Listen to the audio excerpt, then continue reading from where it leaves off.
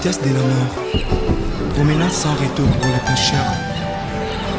Barwa bakoki kovanda peti na bango bazali kolia mpe komela.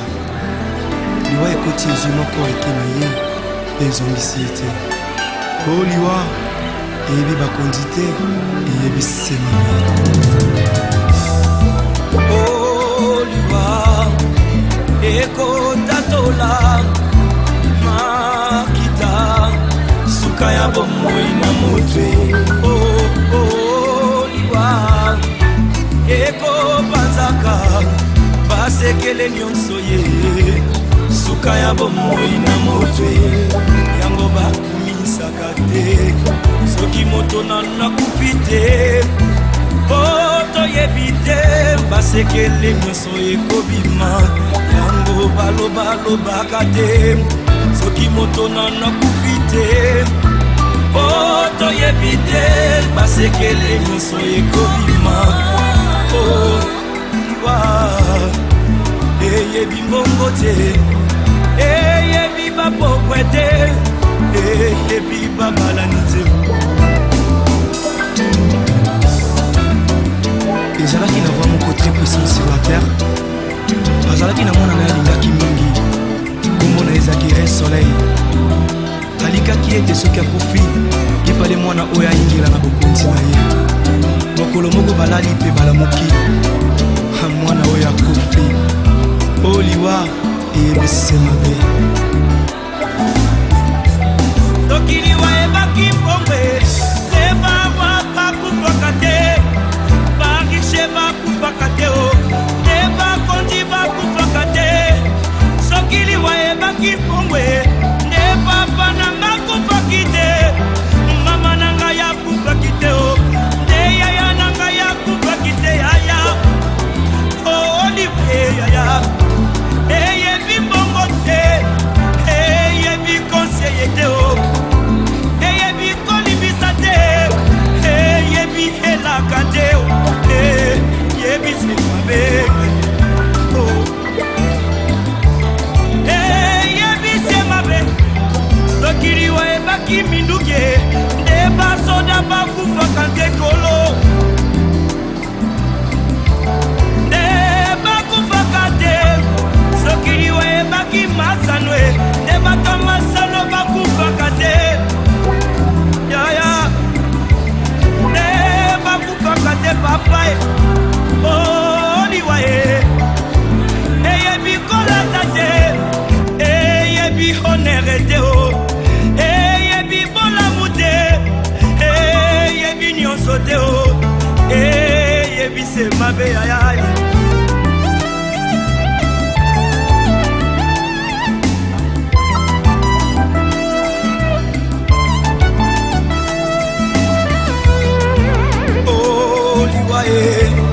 Yambonde Satana. Oh, Yambonde Lisumu. Oh, Yambonde Satana. Oh, Yambonde Lisumu. Oh, Yambonde Satana.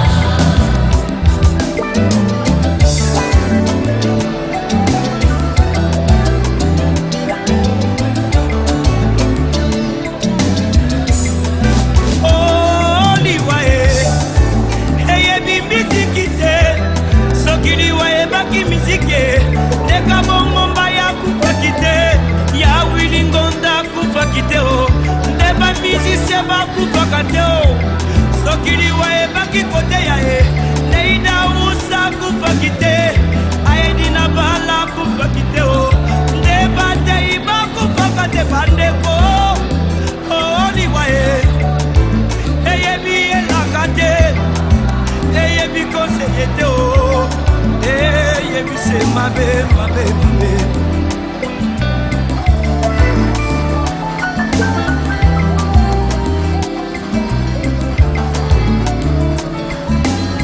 oh baye baye biyefe na bomoni na bango sakomi bato na esengo wete malombi liwa. oh baye biyawe yende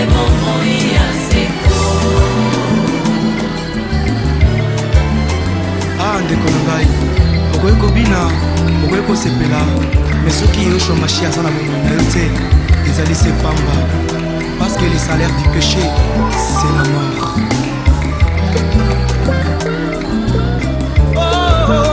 ndeko na ngai kanisa baoyo nyonso bakufa ye oleki bango na mbongo te oleki bango na kolata te o oleki bango na kitoko te oleki bango na koyemba te o ezali sema wana tata ape o aya soki liwa ebaki mikumba bandeko oyo papa banatikeli ngai te yakufaki te te papa na bana kufaki te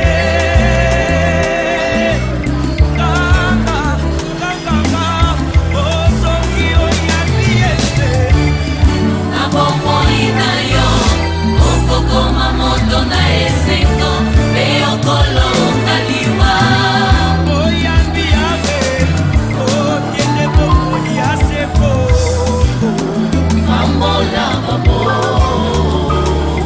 mobali ya libala ye ambola babola ezibana bomo ambola babola yehoshua mashia ambola babola kona ndako na mobolai sekolela na famille oriche na mobolai mobola lobi solo ye nani akoyoka ye riche aloba bakobeta maboko ye ata lobi lokuta bakondima ye po ete mbongo edevi ya mitema barwa yesu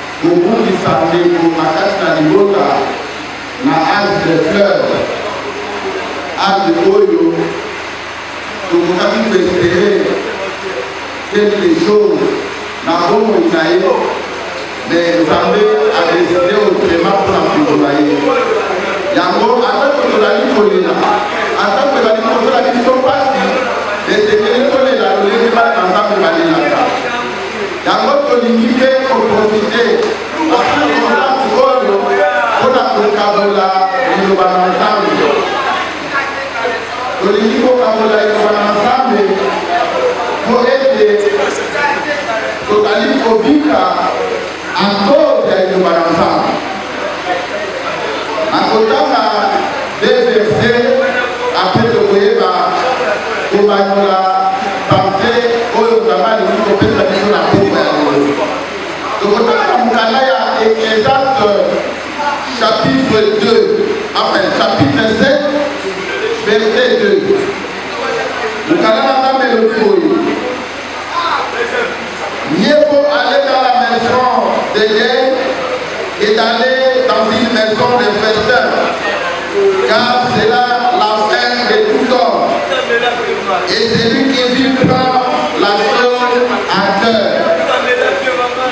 Donc, ici, c'est la verset 14. Donc,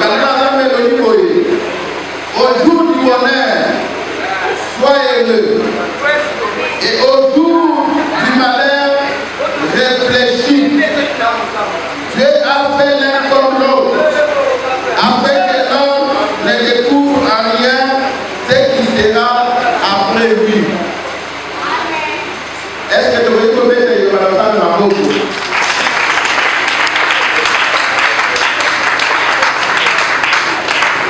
Alors, Bandeko, l'iwa, c'est une réalité. La mort, c'est une réalité.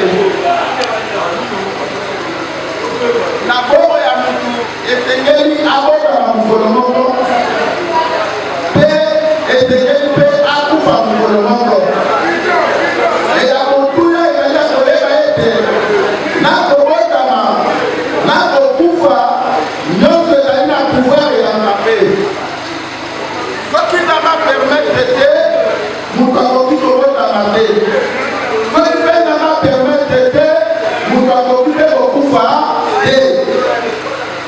na yango biso na rapport ya liloba na nzambe tozali kotenda na poko ya lelo liwa ya ndeko na biso oyo atiki biso na nkombo ya Ekole Joseph Kolomoni ezali mokano na nzambe ezali mokano na nzambe mpona nini parce oyo azali na pouvoir ya kogarde moto en vie kombo na ye Yesu Masiya andeo na ye mutu mosusu akoki kogarantire mutu vie te parce que si ça dépendait ya mbongo ya kopassement nde tokungisi ndeko na biso te parce que mbongo ezalaki parce que tokendeki na ye na hôpital azwaki soin mais nyonso wana eboti mbuma te lokola ezalaki mokano ya nzambe yango awei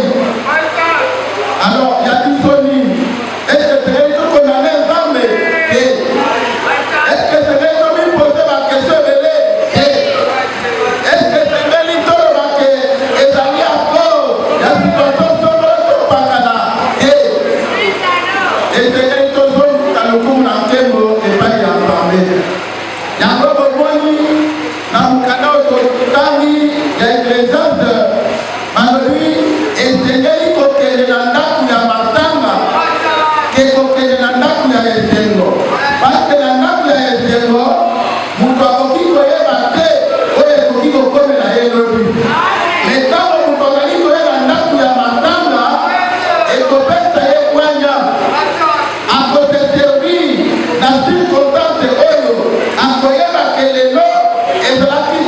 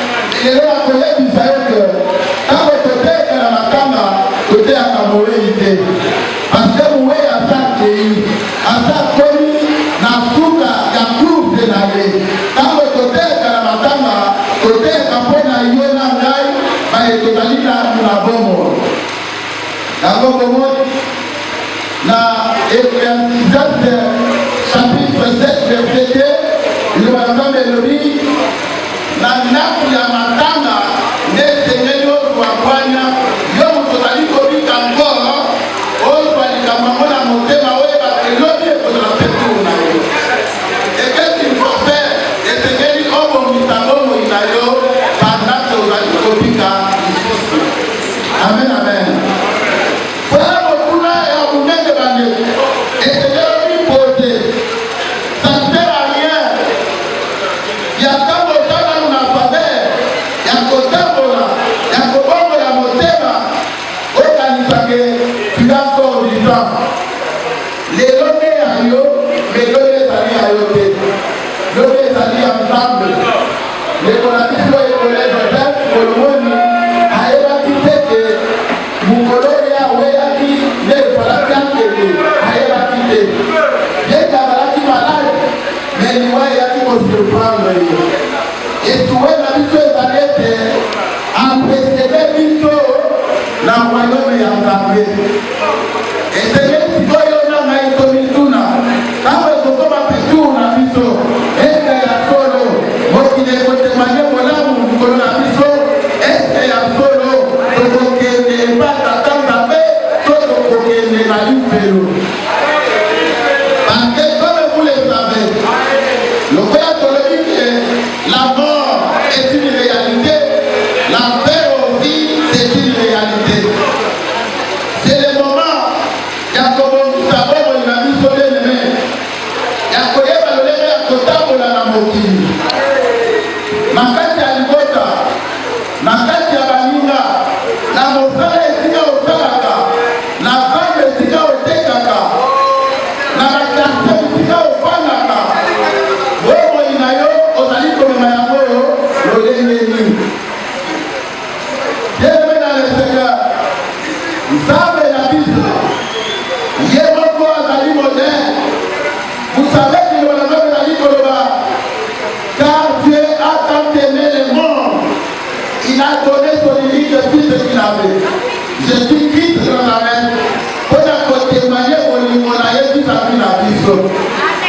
Mais yo na ngai lelo bandeko epai wapi totie bolingo l'amour du prochain eke ezali kokutana lisusu na kati ya bato eke ezali kokutana lisusu na kati ya mitema ya bato to mikolo ya lelo bato bakomi koprivilege to kosala promotion ya motema mabe esengeli toyeba ete motema mabe efutaka te me motema mabe ememaka na lifelo yango na poko ya lelo na butu ya lelo na tulelo tozali na yango ya kolela ndeko na biso ekole joseph kolomoni esengeli motu nyonso abitiana malamu abitala bien lolenge nini ozali kokamba bomoi na yo eke soki lelo ezwi yo eke okokende epa tata nzambe.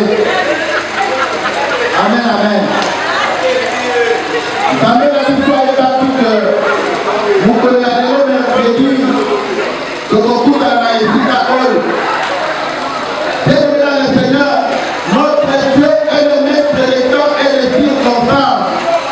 Tozala batémoignage ebele peut-être lelo ezali tour na yo oyo esengeli oyo teliwa ya nzambe oyo te ondimela nzambe lokola mokonzi mpe mobikisi na yo tala liloba na nzambe oyo totei na circonstance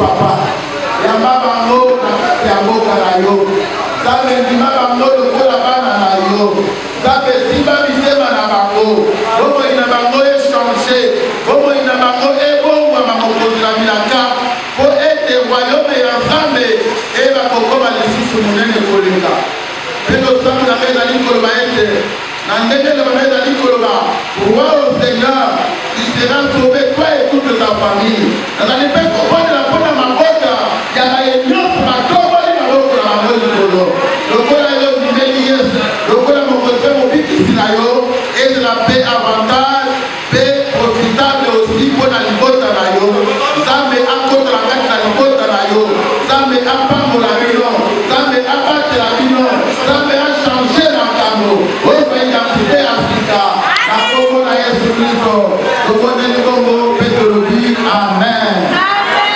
amen amen eske tokoki kobetela nzambe maboko makasi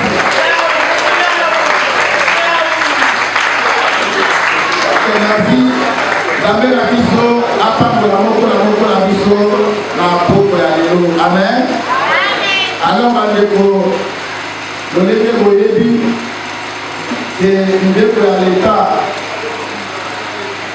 ezwaki mikano ya kochange lolenge tobandaka kozala kala sino tokai kozala na ndeko na biso oyo awei awa ekomi teli ya ndeko ya mboka toyaba tosanganisa encore mpona kosala veye mon frère oyo sans corps mais toyebi ke kokunda ezali lobi lokola mpe makambo ekomi ke okomi na mort okeyeba na bongo na cimetière peut-être basusu oyo toza na bango na pokwa lelo peut-être na fatile ya butu peut-être nakozala te na mort de kuna yango libota emidengeli mpona kopesa programme ya lolenge makambo ekotambola lobi alors tokobenga représentant ya libota papa alpha akoya akozwa parole mpona kopesa programme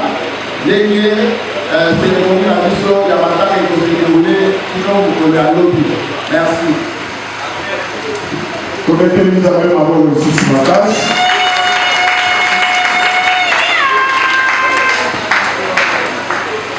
na nkombo ya libota kongo lokola pesaki bino longonya kotika bandako na bino depuis sango eyelaki biso ti mokolo ya lelo libota ya papa kolomon ndenge oyebosana na biso na oyo esika programme nde paster alobi ezali lobi opita 8 toza na morgue ya Kimbuta 8 côté cimetière à partir ya morgue accueilli pour kofundama ekosalama na cimetière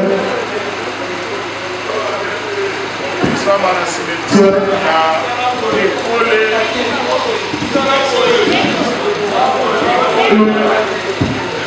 ekole nouvelle santé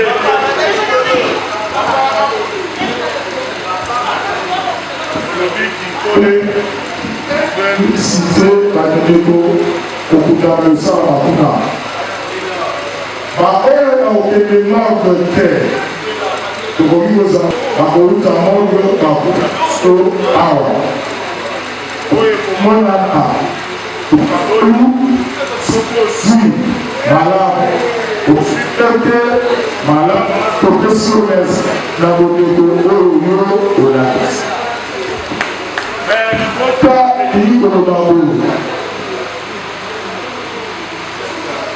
toye matanga toye provocation te toye matanga toye provocation te oyo alingi kolala alala poli les jeunes kodérange baye bazali na kolala te peut-être baza hypertendu peut-être abela maladi ya motema peut-être aza na eloko songolo ekoki koderange sante na ye mais aye awa azopema oye matanga zala discipline kokompatir to kolanda ndeko na matanga eza komilakisa te oyo eza place na yango te oyo eza place ya komilakisa te ya koyebana te si réellement ozo compatir na famille zala discipline oso tomoni vraiment ke discipline ye makasi tozali na moyen ya kosenga secours na l'état mpo aya kotya ordre awa nabandi toyokani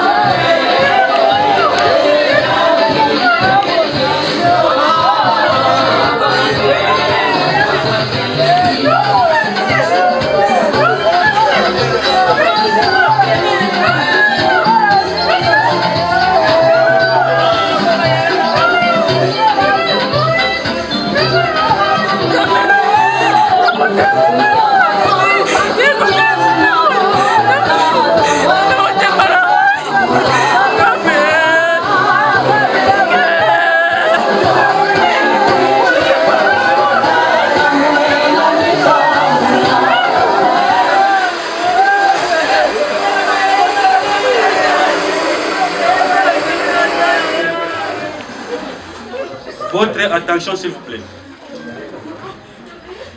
Bonjour à tous. Bonjour encore. Maintenant, nous allons commencer notre cérémonie de recueillement à l'honneur de notre regretté frère Joseph Écolé Colomone. Sans plus tarder, nous allons appeler le monsieur l'abbé pour commencer la prière. Iwa ezali kambo ya pasi ikamba mawa ezala kalikambo ya sembote. Tusangani mpona kopesa likwa biso Joseph mbote ya bokabwani. Boye asukisi solo mobembo mwaye mokili moyi mwa biso bato. Mbele koma isante bolakisa biso te Nzambe atindaki ye na mokili moye. Sikawa alongoli ye. Tikate lokumu ezonga epai ya ye. Tukosambela totika maboko ya Nzambe molimo mwa ye. Nzambe ayamba ye na boboto. Tukuta epai ya Nzambe tukosonga epai ya Nzambe. Tusangani awa kombo tata ya mwana pe ya libo santo. Bande kubaboliko. Biso baso tozali bana ba Nzambe. Tusangani lelo likambo ya pasi liwa ya ndekwa biso Joseph Écolé Colomone. Nzambe abiangi ye. Mama ndeko libota. Biso baso tozana mawa solo. Tuwa likambo ya pasi boyi. Teko sambela pe kolembisa mitema na ma Kristo koyoka sikawa. Ye moto alobaki na biso nga nazali sekwa nazali bomoi. Moto ayambinga ata awei azali na bomoi. Jean 11 verset 25. Babiso ba Kristo liwa izali susu liwa te.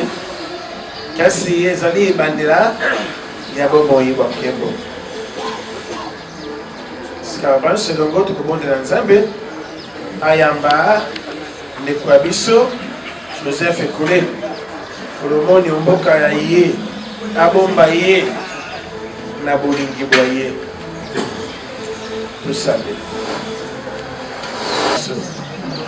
olongoli ya yo mwana mosali wa yo Joseph Écolé ose erreur ayambaki yo pe atie mobileko biso seko. Dernier la boucle à sagesse, Poignard, chapitre 3, verset 1 à 6, verset 9. Banzambe. Si mailiwa, bakoyo capacité, bato bazali na mayele te bakokanisa te, soko moto awe libera. Liwa likosukisa makambo manso. Nzoka nde soko bato balamu bawei, bakopema na boboto. Mabiso bato, mingi penza miso ya bato bazali mayele bakomi lokola bato bazitomo zoka te bawe na ndikia enene ya kozwa omoyi wasiko po ya mapasi bayokaki sikawa bazwi bolamu bopusi Nzambe ya miki bango amoni te bakoki kozala bandeko bapetoli bango lokola bakopetola kaolo asepeli bango lokola bakosepelaka libonza. Nzambe ya kubima po ya kukata likambo bango bakozwa lokumu bato bati motema na Nzambe mokonzi akotika bango te bayambi mokonzi bakuumela obondeko bwa ye mokonzi akolakisa bango bolingi pe bandeko liloba ya Nzambe wana tondilia Tomilengele Tomi batira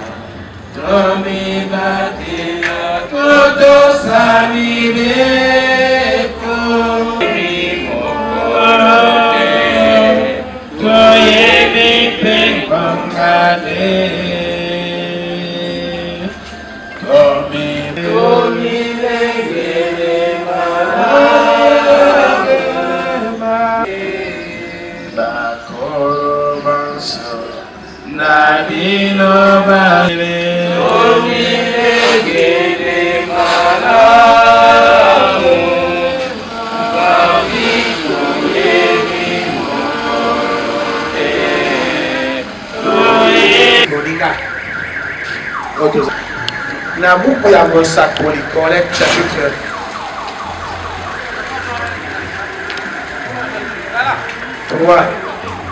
bana verset 1 tena 8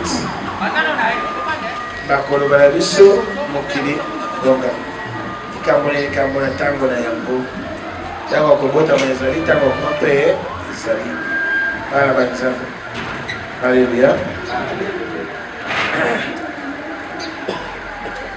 toloba nini mpona mayematali liwa bana banzambe est ce que okati ya biso moto ayebi mokolo ya kokufa azali moko te est ce que okati ya biso moto abosani ta kokufa azali lokola te biso bato osali nini tokokufa kasi moto na moto ye mpe ngonga na bacirconstance liwa tolia tomele totambola tosala misala ndenge kani tolingi tozwa mosolo ndenge kani totonga ndako ya milai ndenge kani kasi sukasuka ya biso tokosala nini tokokufa yango wana loba nzambe koloba na biso te bangonga moke oyo nzambe apesi biso kovanda na mokili moye ezala mpona biso ngonga kokolisa bondeko kati ya biso bomoko kati ya biso boyokani kati ya biso bosolani kati ya biso ngonga kosala malamu ngonga koluka elongi ya nzambe teko biso Joseph azali moko abaye bakolaki batisimu na papa santo polo ya barongo baki kobre yango na ye kotaki mpe misa bana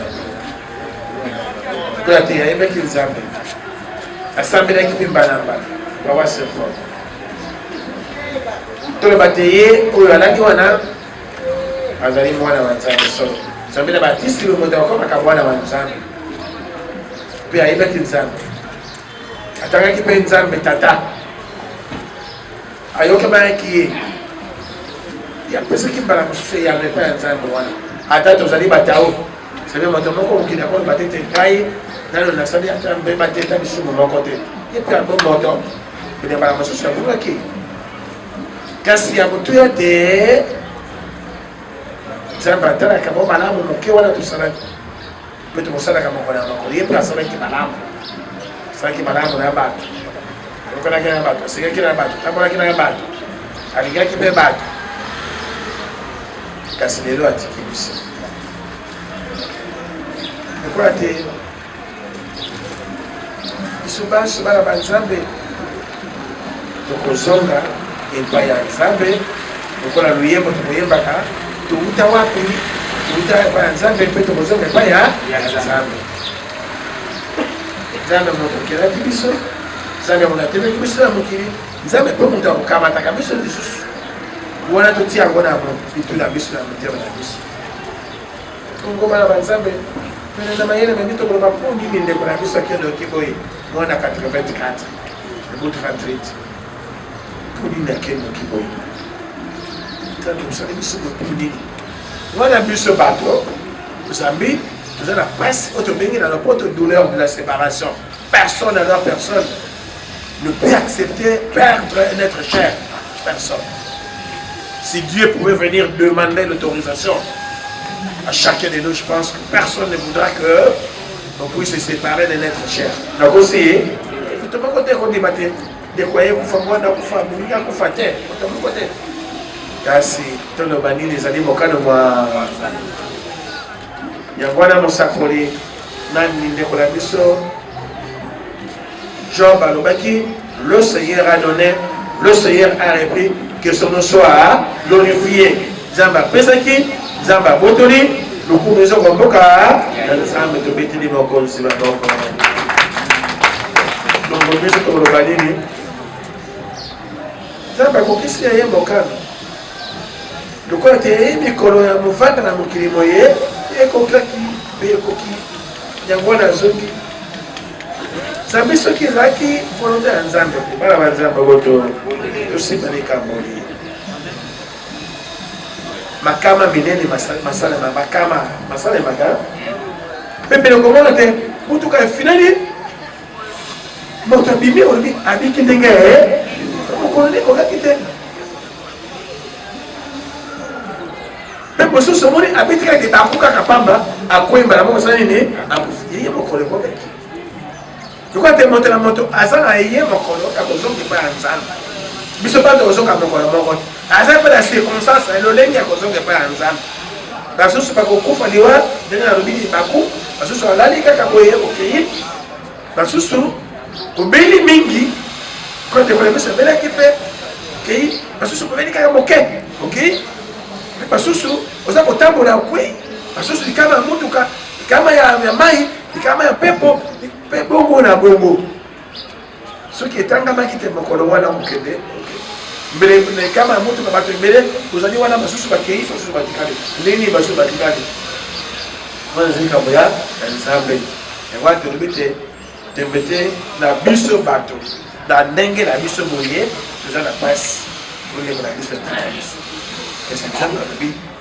mosala na nga monamu ya kota na bekemo mosali wa ngai molamu yaka okota na nkembo mosali wa ngai molamu yaka okota na nkembo yaka e pasi ya yo esili yaka e pasi ya yo o mosali wa ngai molamu Joseph yaka okota na nkembo mosali wa ngai molamu kole yaka okota yaka e pasi ya yo esili okonzi Yesu Kristo akiko bomusemizo esika mpe akoki soki abongisi esika mbele na kozonga kokamata bino nadi esika ezali bino mpe bosala bongo boyambi na biso peliki ya biso yambaki basambelaki bakumisaki nzambe mpe baye nzambe apesaki bomoi baye bazwaki yokani bolingo bosalisali tozali bato mabe mali kozangaka te kasi tovanda na kati mabe wana te silima mabe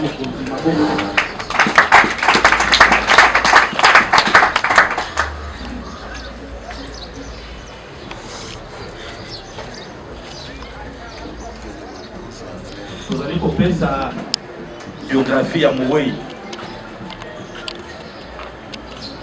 ndeko oyo alali kombo na ye ezali Joseph Ekole Kolomoni abotami awa na Kisasa le 20 janvier 1984 azali mwana ya lefe Ferdinand Nkolomoni Mulote asa atika biso tokosenga mpe une minute de silence mpona ye toteli une minute de silence mpona lefe papa oyo atika biso.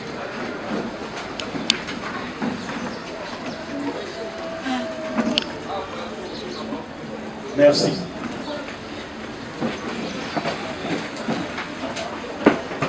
Mama oyo aboti ye kombo na ye Godelive Mbana aza katikati na biso ozomona ye azali mwana oyo awutaki na libota ya bana ebele azali kookipe 10e position wana nde oyo etali biographie ya Mowei. Sans plus tarder tozali koleka na étape mosusu tozali kobenga bandeko ya Joseph Ekole Kolomoni bango nyonso bakoleka wana komi recueillir bale ya suka po bakomona ye susu te na se ya mokili oyo kaka epai ya tata nzambe tobengi bandeko na ye nyonso bakopusana. S'il vous plaît, po bonga eza moke bisika oyo.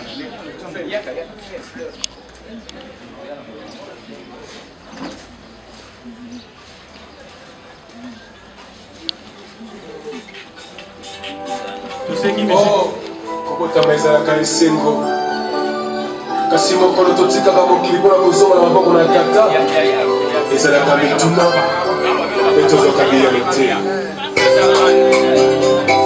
liwa ekipaka kozwa moto te ezwaka mokonzi nyonso ate ozalaki na maboko ozalaki na bamoyen soki liwa eye ekoki te tikre na yo te wana ezali makanisa liwa ezali liwa te tokomona na lisusu elongo na Yesu komona na esili te liwa ezali liwa te tokomona na lisusu elongo na Yesu.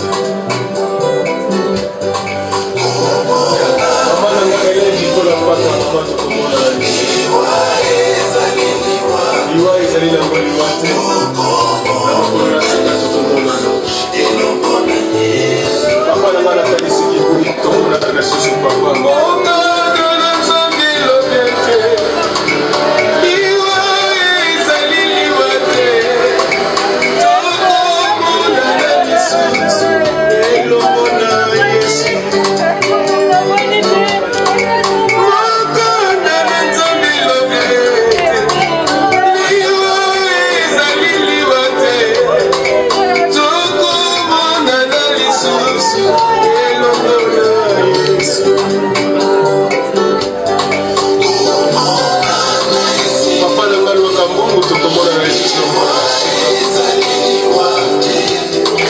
Papa bokulu tokomona na lisusu na mokolo na suka lokola ndenge bimelo ya biso.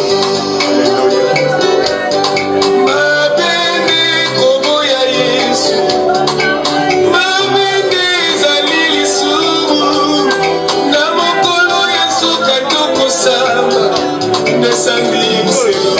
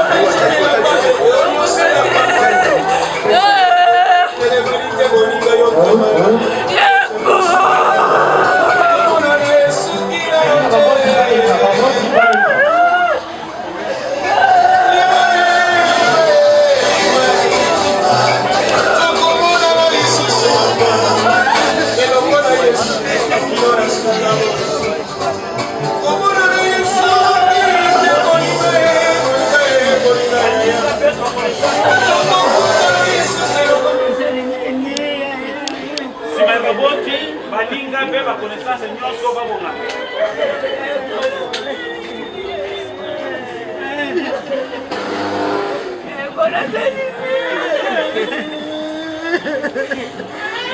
Esengi na bato nyonso oyo balandi biso balinga mpe bakonaissance nyonso okipe kopusa na sikasika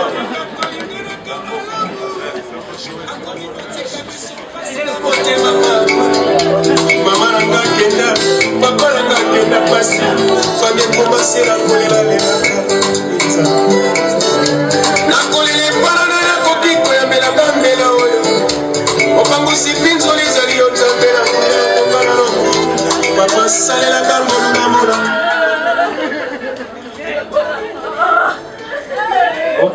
Bengi sasa hivi représentant ya famille apusana wana koloba iloba.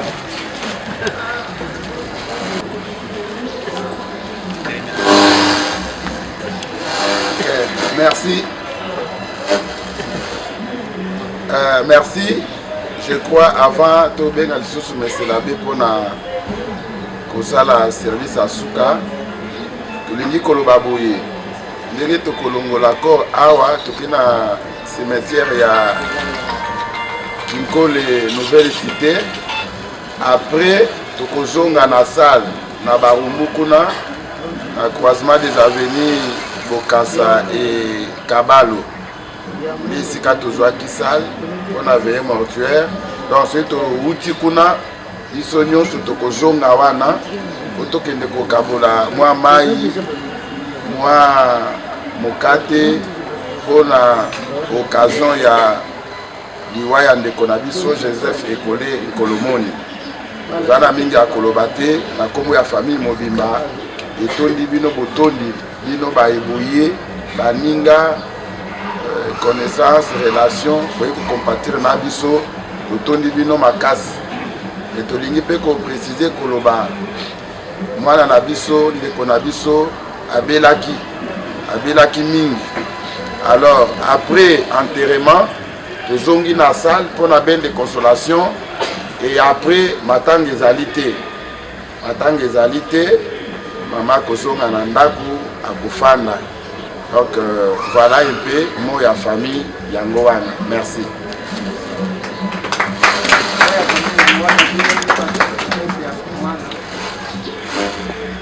Ok. Tokomi kokende vers la fin, tozali kobenga monsieur l'abbé. On a oya kosala ba absurde. De façon ete to clôturer cérémonie na biso ya toma lelo.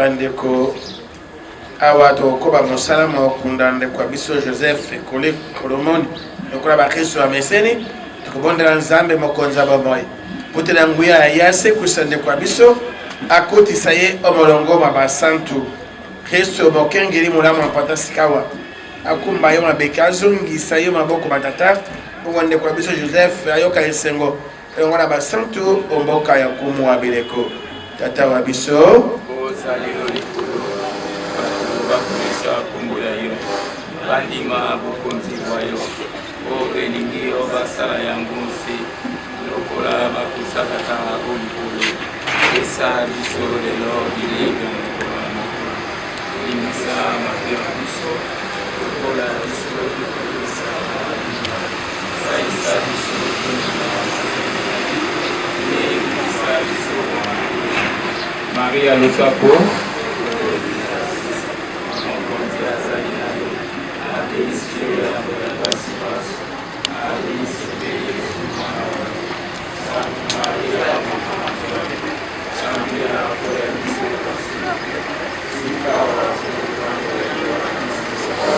Maria Lusapo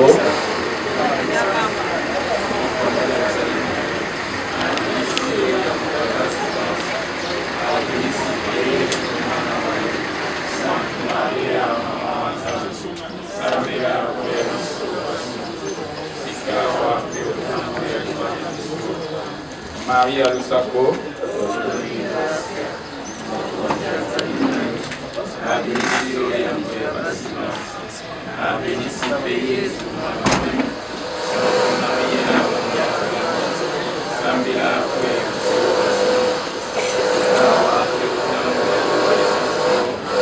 Maria lo Sacro.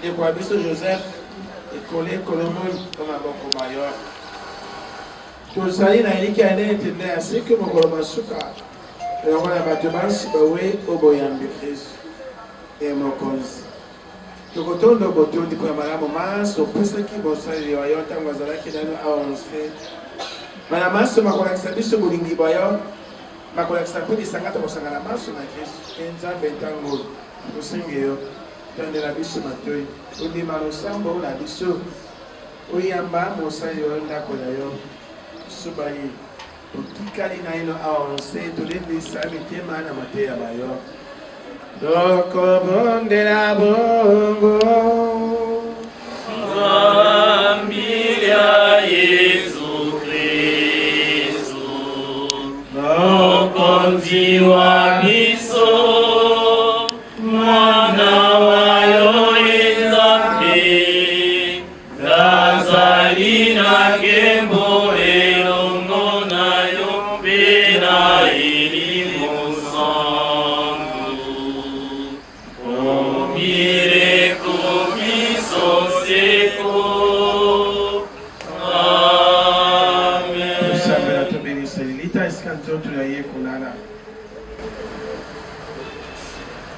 mokonzi Yesu Kristu naliwaya yo ibembelalaki olilita mikolo misato bwana osalisiki malita ya bato banso bayambi yo sikawa obenisa lilita esika ndeko biso akolala alala na boboto kino mokolo kosekusa ye emwinda malobi komotanela ye tobondeli bongo ya Kristo mokonzi wa biso obireko biso seko amen.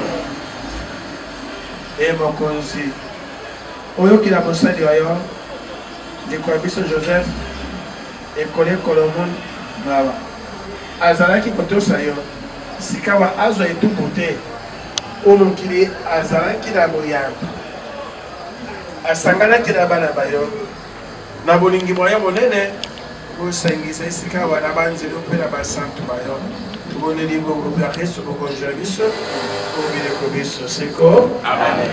Mokonzi azala na bino nzambe bokasi boso ya batela mpe ya benisa bino kombo ya tata ya mwana beni mosantu nzambe ya biso esi ndeko ya biso Joseph ekole Colomon apema na boboto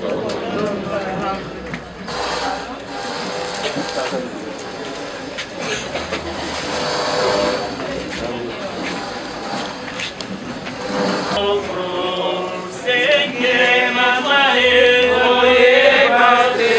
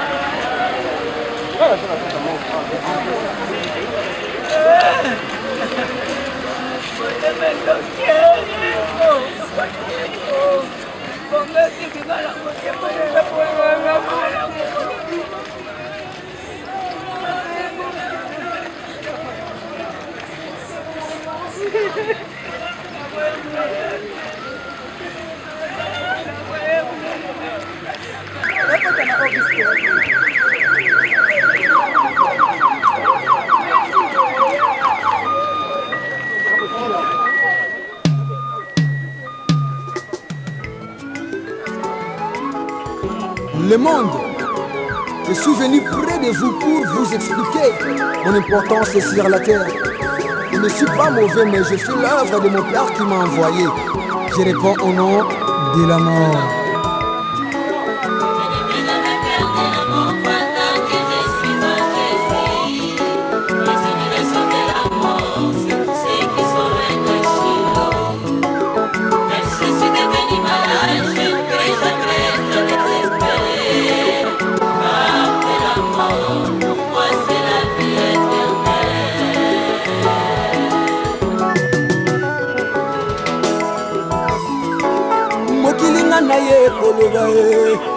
Lelonga na ye kopanza nafinga mingi na mokili ata mokili bolingaka ngai te o na mabota na bino boyina nga bolobi naza visite sans invitation nakotaka na ndako nabetaka te tolobi mpa na bino natunaka te kombo na ngai yeyeyeyeye kombo na ngai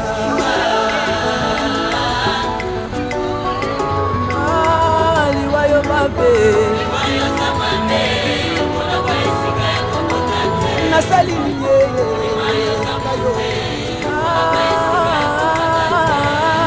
yokokota na bongo na bato mosala na yo yaya mpe moko yasumaka libota liwa oyo azalaka na pota tindaka mpo mosali babonga liwa oyo ya solo liwa te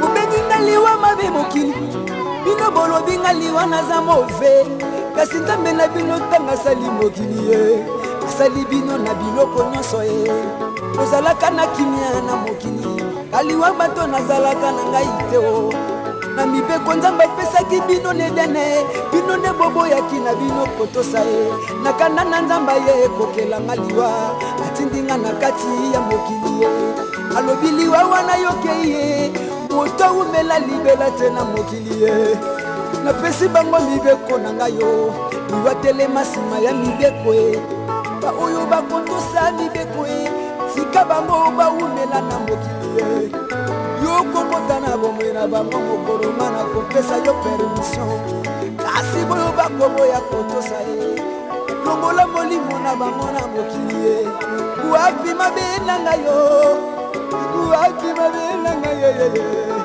wapi mabe na ngai ye anazaka ketinda ya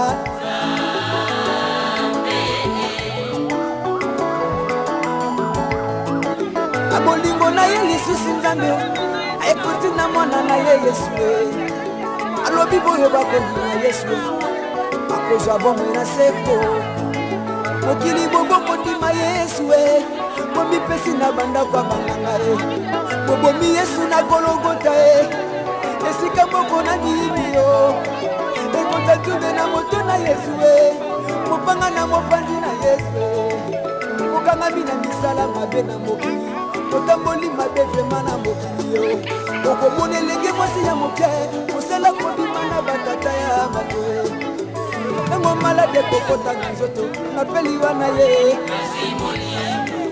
elenge mobali maboko milai alingi kotika te aketi koyiba na posha nganga babokele maladi ya mbasule ntango ngaliwa na koya mosala na ye wapi mabe na ngayo wapi mabe na ngaye rema wapi mabe na ngayo nanazanga kaka etinda ya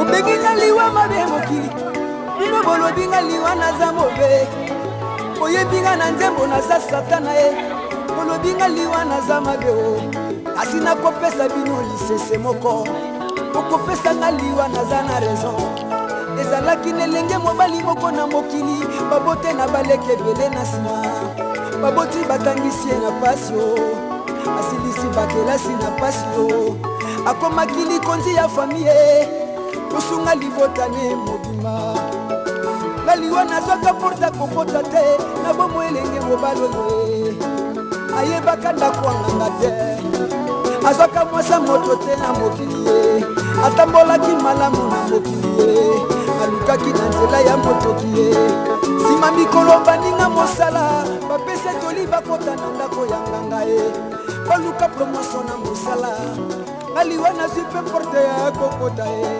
nsima mikolo abebisi mibeko nganga ye nga nalongoli molimo na mokili ye na kartie babandi kolela ye bayembi liwa yoza mabe baninga na ye balelaki balobi liwa yoza mobe esika nga liwa navandaki ye epesinga mpe pasi na motema bino nde bato ya mokili ye botosaka makomi na nzambe botambola malamu na mokili ye botika masumu na mokili ye botika basi ya bato botika mibali ya bato bino bakongole boleli makile sofani na kongo po botamboli mabe na mokili ye 40% bopesi na kindoki ye 40% bopesi na kindumba 10% bopesi na moyibi ye 10% bopesi na lokuta botamboli malamu te na mokili ye lelo baboti bakomi kokunda bana ye esika bana bakunda baboti ofingi bakonza mboka na minoko ye olakelami mabe bino toute autorité vient de Dieu mabe na bango bakonzi ye botika nzambe ye moka jije bango aliwa nakenda ngayo aliwa nakenda ngayo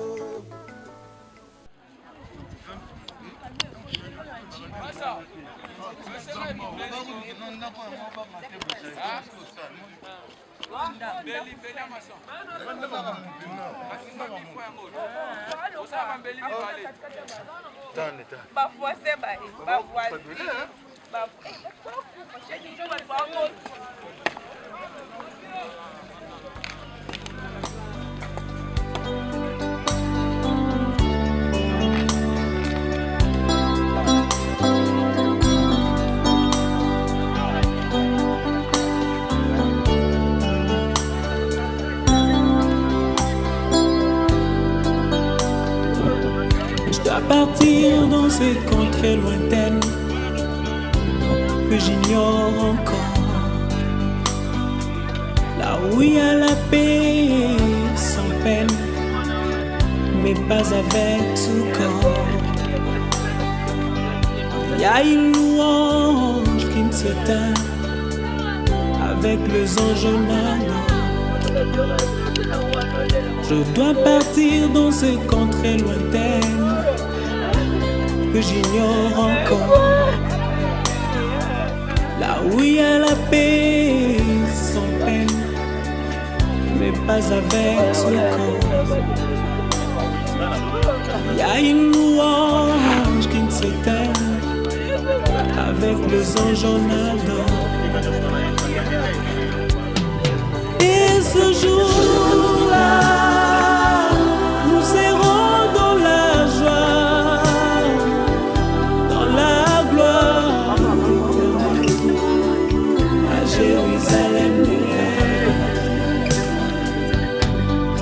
Et ce jour-là, nous serons dans la joie,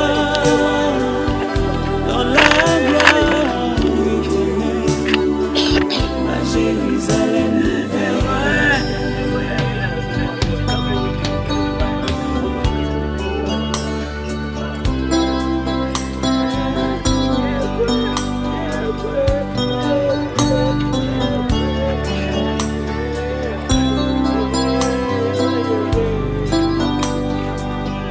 Dois partir sans vous prévenir.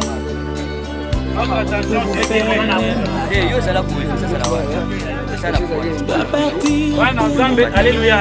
Amen. Bana Nzambe, alléluia. Amen. Nani mokonzi? Yes. Petele Yesu maboko. Tokoyemba oyembo oyo mutu nyonso ayebi. Yesu ndeko na bolingo.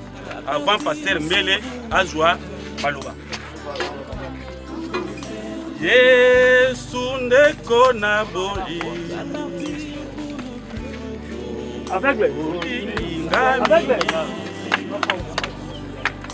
Yo kufela kai. Talisinga tela. Ai nalingi Yesu. Nalingi kolo Yesu. Alleluia na Yesu. Ai nalingi kolo Yesu.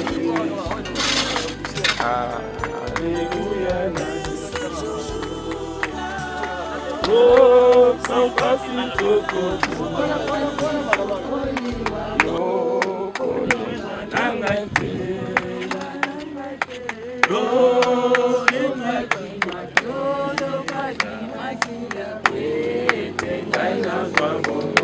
Aina Yesu, alingi kolo Yesu. Alleluia na Yesu. Aina lingi kolo Yesu. Alleluia na Yesu. Amen, amen. Amen. Tupesi maloba na pasteur Mbele. Je vous salue tous dans le nom de Jésus-Christ. Amen. S'il y a quelqu'un qui peut m'interpréter un peu, je ne prendrai pas beaucoup de temps. J'ai dit, je vous salue tous dans le nom du Seigneur Jésus-Christ. J'aimerais quand même en tant que chrétien, en tant que nous puissions savoir que la mort est naturelle.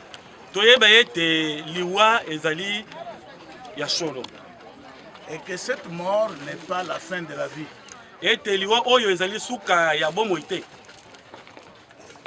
vais lire la Bible. Je vais lire l'apôtre Paul. 1 Thessaloniciens 4. Verset 13.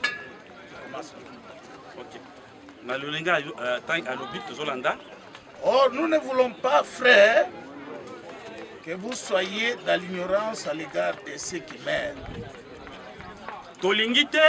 Ndeko bozala na kati ya kozanga koyeba afin que vous ne nous affligez pas comme les autres qui n'ont pas d'espérance.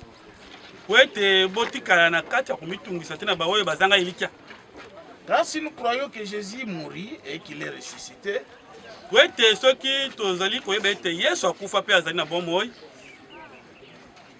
de même aussi, avec lui, Dieu amènera ceux qui meurent par Jésus-Christ. lolenge moko Yesu akoya nzela moko na baoyo bakufaki na kati na Yesu. Il va les amener. Akomema bango. Car nous vous disons ceci par la parole du Seigneur. Tango tozali koyebisa bino bongo na kati ya Nzambe que nous les vivants qui demeurons jusqu'à la venue du Seigneur, biso bato ya bomoi tozali kobika kino Yesu akoya. Nous ne dévancerons aucunement ceux qui meurent. Donc nous n'irons pas au ciel sans eux.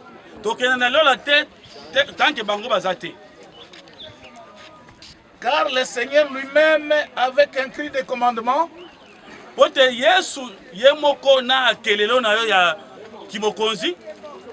avec une voix d'archange,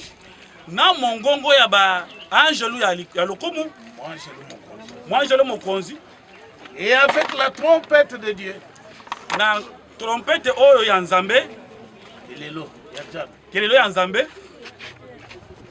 Jésus descendra du ciel. Et les morts en Christ ressusciteront premièrement. Donc ici, il faut mourir en Christ. Puis nous les vivants qui demeurons, nous serons ravis ensemble avec eux dans les nuées, à la rencontre du Seigneur.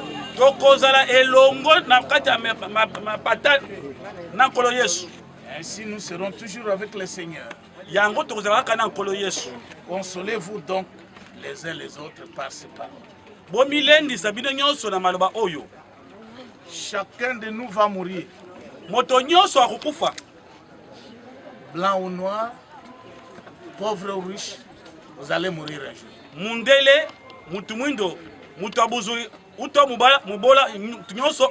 Il n'y a personne qui va fermer la porte de la mort.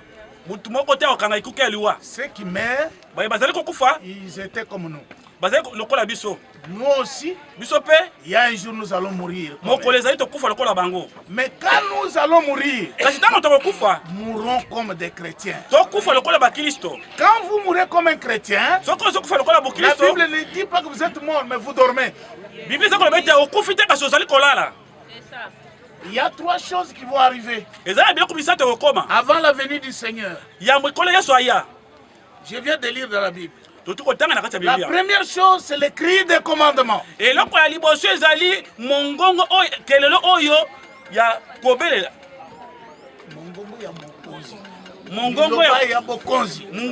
cri de commandement. La deuxième chose, c'est la voix de l'archange. La troisième chose, c'est la trompette de Dieu. Trois choses. Je vais vous expliquer ça avant que je ne termine. Je ne prends même pas du temps. La première chose, c'est le cri de commandement. Les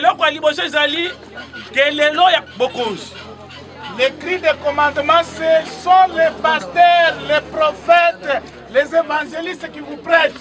Il envoie ses serviteurs pour nous montrer que nous devons nous convertir.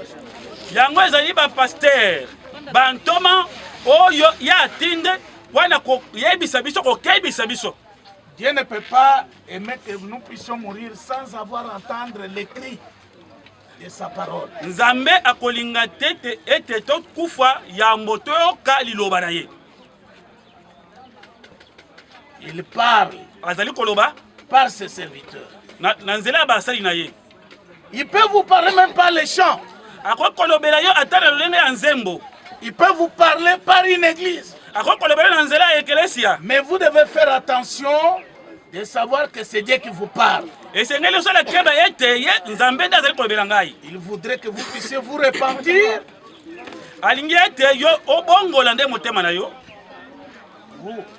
Vous êtes né comme un humain, né par le sexe. Vous êtes pécheur par votre naissance. Le père et la mère, ils nous amènent sur la terre par la voie de sexe. Ils nous amènent dans une autre naissance. Quand nous nous repentons, nous nous faisons baptiser au qui est le baptême du Saint-Esprit. Quand vous avez ça, c'est la parole de Dieu qui vous a annoncé dans un temps donné pour Dieu de direction. Laissez la voie des péchés. Laissez les mensonges. Convertissez-vous à Christ. La prostitution, les vols, le banditisme. Abandonnez toutes ces choses là-bas. Suivez Jésus-Christ. Maintenant, quand vous devenez chrétien, même si vous mourrez comme mon frère qui vient de partir, c'est le corps terrestre qui est détruit. L'apôtre Paul dit, si cette tente que nous avons sur la terre est détruite, de Corinthiens 5, si cette tente est détruite, nous avons une autre tente qui n'est pas faite de mains d'hommes.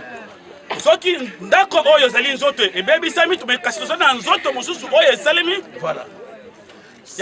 C'est ainsi que vous pouvez voir quelqu'un qui est mort, il est déjà mort, on peut le rencontrer quelque part. C'est la vérité. Quelqu'un qui meurt, on peut le retrouver quelque part.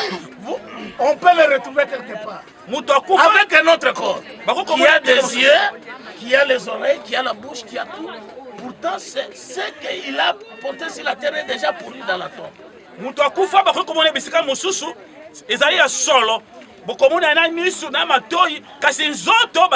Et vous le reconnaissez que c'est lui. Et puis mais il est déjà mort, c'est-à-dire le corps qu'il portait sur la terre est détruit. Maintenant il habite dans un autre corps. Et maintenant quand Jésus revient,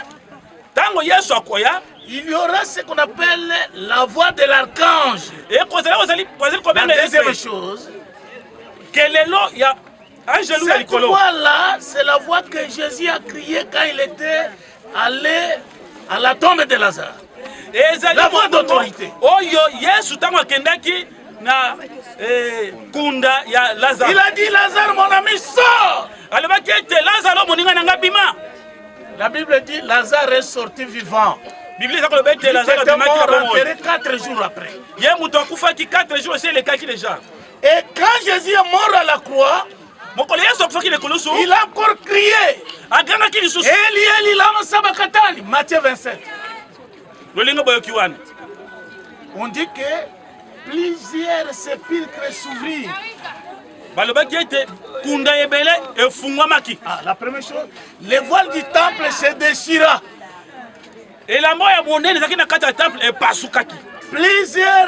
Plusieurs tombes s'ouvrirent. Lisez ça dans les livres de Saint-Matthieu. Et plusieurs morts ressuscitèrent ce jour-là. Même Abraham et Sarah sont ressuscités ce jour-là. On a vu des gens sortir. C'est la résurrection. Un jour viendra, dans ces tombes ici, il y aura ceux qui meurent en Christ, mais ne se retrouveront plus là-bas. Donc nous allons résister un jour. La troisième chose que je dis, c'est la trompette de Dieu. Quand les morts en Christ sont déjà ressuscités, la trompette va sonner pour que nous puissions monter dans les airs rencontrer Jésus. Il y aura la fête des noces au ciel. On va manger et boire. Du vin. Masanga, parce que Jésus a dit désormais je ne boirai plus de ce vin sur la terre, sinon dans le royaume de mon Père. Alors maintenant je vais vous demander une chose.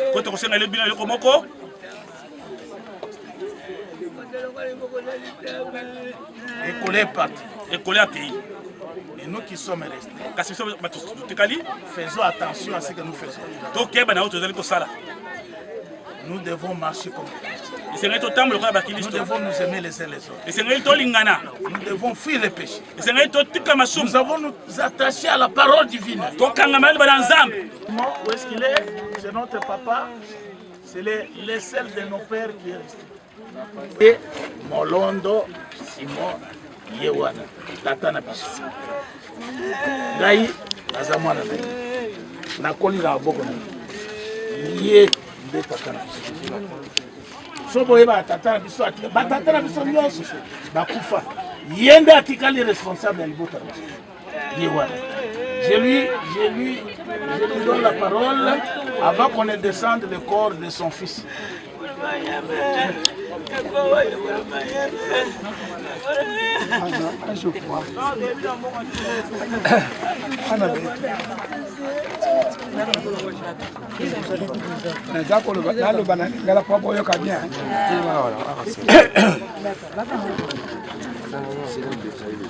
Eko ngai tata mama tikana makelele na tikokolela ti singo ngani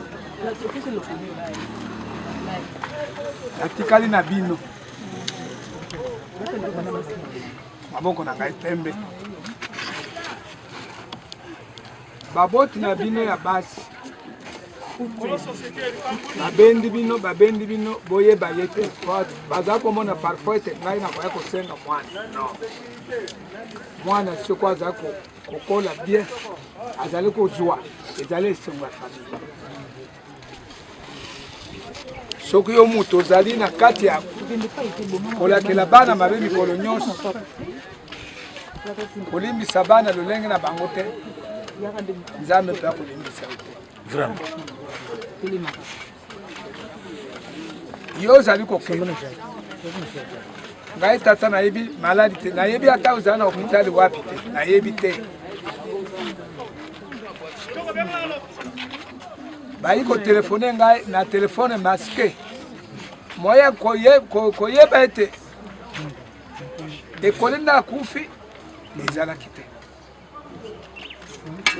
natuni kuna epai bana lunyungu kilibusha ayaki to ayaki te paba kilibusha bazali misatu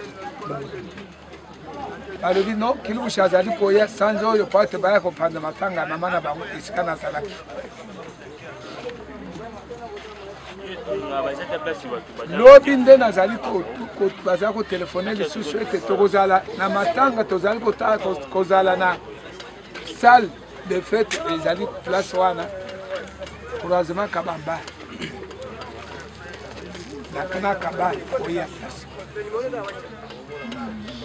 nalingaki naya lobi nazalaki na matanga tatana ya mwasi heshimo yaya nayo nazalaki kuna kwana kamata bango na matanga baya bazali kolela yo ngai nazali na Kinshasa awa mama na yo kamati atangami na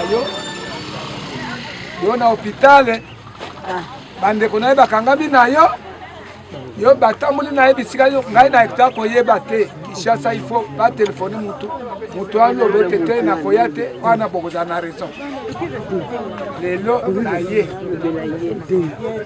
otika yo kati kende malamu yebisa batata na ye tata kuri twazali kuna kabamba azali tata na ye azali kuna batata mwadi banani nyonso bazali kuna pesa bango mboto bakoko na yo nyonso bazali kuna pesa bango mboto nani azali maloba mingi ya koloba te nakamata nde kokenda kofanda epai na ngai ata 2 jours ete nafanda mpe na bato oyo bazali nayeba te papa nayebi te nzambe azali komona motema na ngai koyeba na ngai nde ayi kotelefone ngai na telefone masike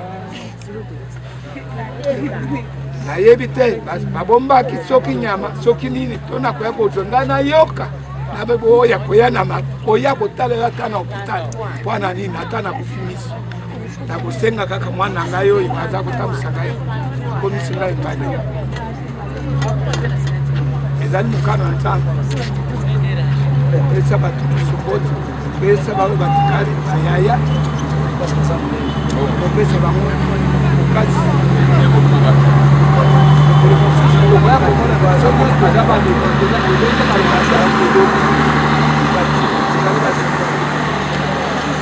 nzambe apesa biso 120 ans toyebi te ndenge nazali kolongola biso toyebi te likano ya nzambe biso toyi kosala eloko moko ntango ozalaki na prison ngai nayaki na prison naye kotala yo ntango bakitani nayaki te nadako ntango bai elekaka malamu bandeko batikaka malamu yebisa baboti ete ezali mokano na nzambe banazala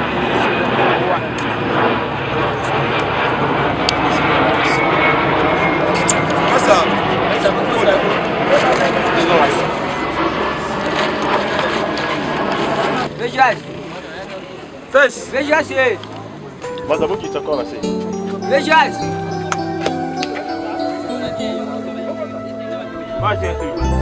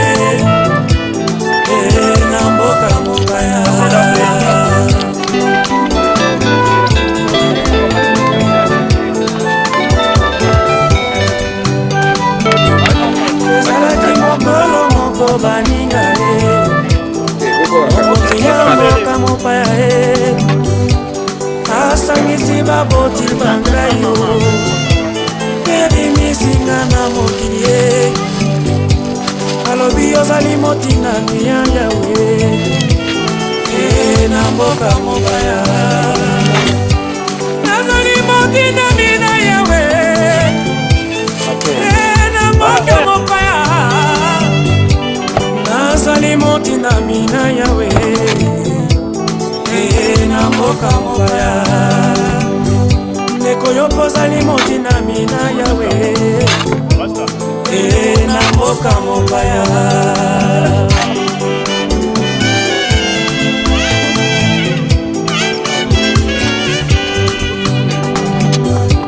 ntango natangaka na bibilia ye ezali na batinda ebele nakisa bolo yowani dawidi masolatina mina yawe lelo ezali yo na ngai ndeko na ngai na mboka mobaya mokolo tokotelema liboso na yawe nayesambiselo ye motuna ye kotuna mambo na yo mosala oyo tosalaki ya